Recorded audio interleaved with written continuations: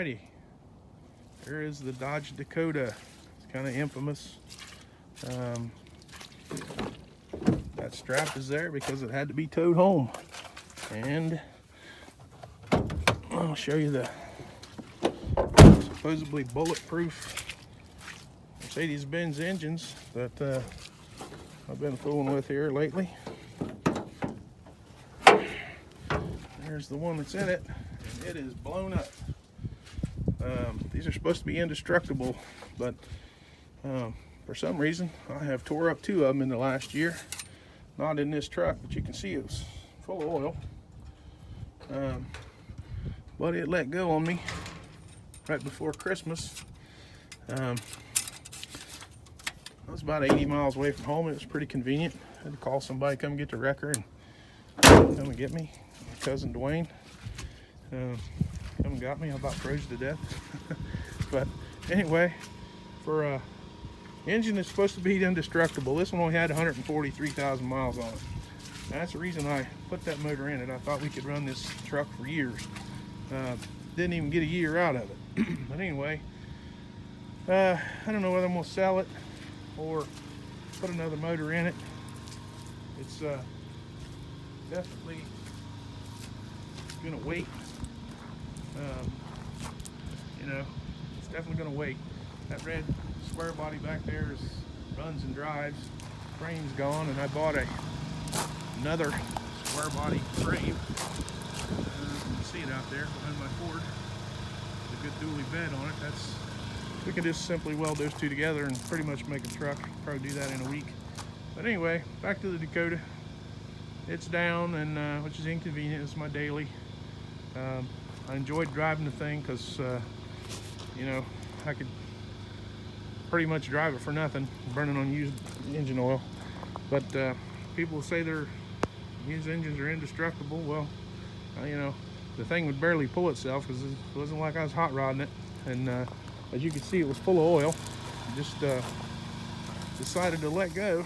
And like I said, I don't know that I ever drove it over about 100 miles away from home. So I was just about as far away from home as I usually get.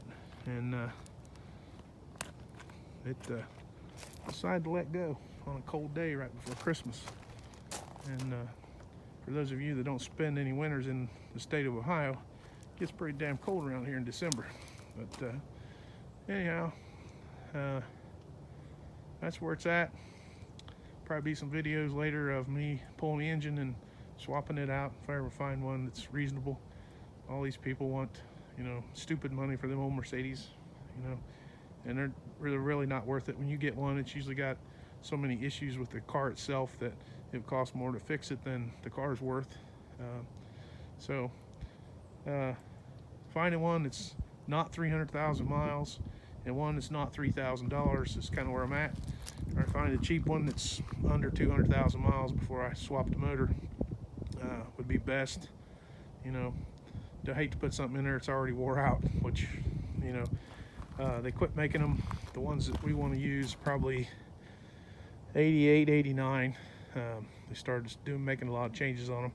But the old easy basic ones, the old pump motors there, with the simple air intake system and everything, you want about 87 or 86 and older. So they're going to be wore out no matter what, unless you find some cream puff.